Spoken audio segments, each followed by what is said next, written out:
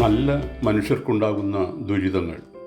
യോഹന്നാൻ എഴുതിയ സുവിശേഷം 16-ാം അധ്യായം 25 മുതൽ 33 വരെ. ചിന്തയ്ക്കായിട്ട് 33-ാം വാക്യം.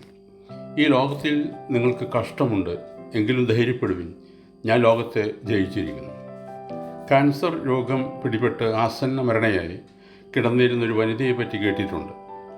എത്തിപ്പിടിക്കാനായി മുന്നോട്ട് ആഞ്ഞ് അടുത്തു വരുന്ന മരണത്തെ നോക്കി അവർ കിടക്കുകയായിരുന്നു.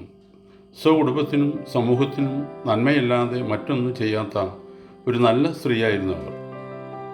ആർക്കും ഒരു ദോഷം ചെയ്യാത്ത നല്ല മനുഷ്യർക്ക് ഇതുപോലെയുള്ള ദുർവിധിയും രോഗദുരിതങ്ങളും ഉണ്ടാകുന്നത് എന്തുകൊണ്ട് എന്നുള്ളത് പലർക്കും ഉത്തരം കിട്ടാത്ത ഒരു പ്രശ്നമാണ്. എന്നാൽ മരണത്തെ മുഖാമുഖം കണ്ടുകൊണ്ട് വേദനയുടെ തീച്ചൂളയിൽ ഉരുകിക്കൊണ്ടിരുന്ന പ്രസ്തുത വനിതയെ എങ്ങനെ കാണണമെന്നുള്ള ചിന്താഭാരത്തോടെ സന്ദർശിക്കാൻ ചെല്ലുന്നവരെ ആശ്വസിപ്പിക്കുന്ന ഒരു പുണ്യവതിയായിരുന്നു അവർ. രോഗശയ പോലും ദൈവസന്നിധിയിലേക്ക് മറ്റുള്ളവരെ നയിക്കാനുള്ള ഉപകരണമാക്കി തീർക്കാൻ അവർക്ക് കഴിഞ്ഞു.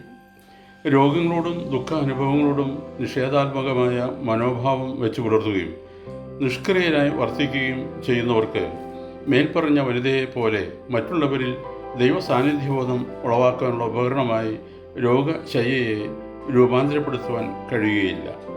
നമുക്കുണ്ടാകുന്ന ഏതനുഭവത്തെയും ക്രിയാത്മകമായി വീക്ഷിക്കുവാനും ഉപയോഗിക്കുവാനും നമുക്ക് കഴിയണം. ജീവിത വിജയത്തിലേക്കുള്ള കൈചൂണ്ടികളായ അനേകം സൂചനകളും തത്വശാസ്ത്രങ്ങളും നൽകിയിട്ടുള്ള നെപ്പോളിയൻ ഹിൽ എന്ന പ്രസിദ്ധ ഗ്രന്ഥകാരൻ ഇപ്രകാരം പറയുന്നു: കഷ്ടത, ശാരീരികവും മാനസികവുമായ വേദന, ജീവിത നൈരാശ്യം, മോഹഭംഗം മുതലായവ മനുഷ്യനെ വലിയവനാക്കുകയോ അല്ലെങ്കിൽ നിത്യ പരാജിതനാക്കി തീർക്കുകയോ ചെയ്യുന്നു. ഒരുവൻ അവലംബിക്കുന്ന മനോഭാവത്തെ ആശ്രയിച്ചാണ് അവ അനുഗ്രഹമായോ നിഗ്രഹമായോ തീരുന്നത്.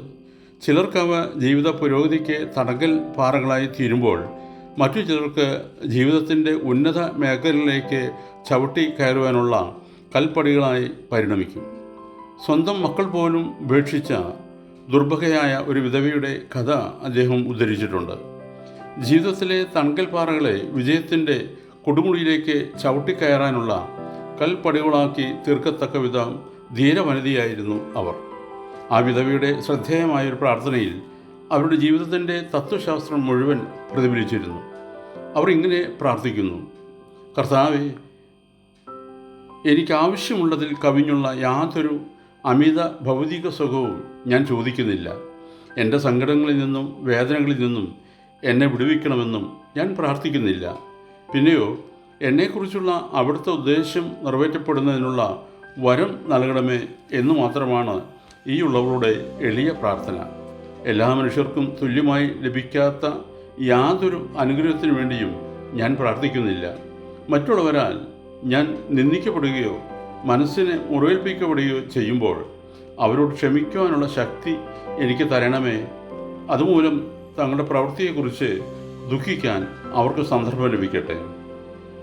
എൻ്റെ ജീവിതത്തിലെ എല്ലാ സാഹചര്യങ്ങളിലും എന്നെ തന്നെ വിവേകപൂർവം അവയോട് പൊരുത്തപ്പെടുവാൻ തക്കവണ്ണം എന്നെ വഴി നടത്തുമാറാകണമേ.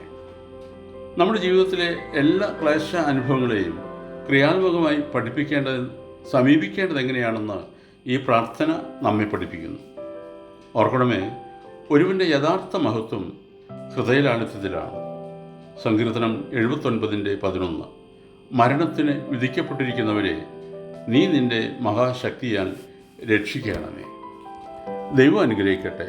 പ്രാർത്ഥനയോടെ കർത്തൃശുശ്രൂഷയിൽ എളിയ ദാസൻ.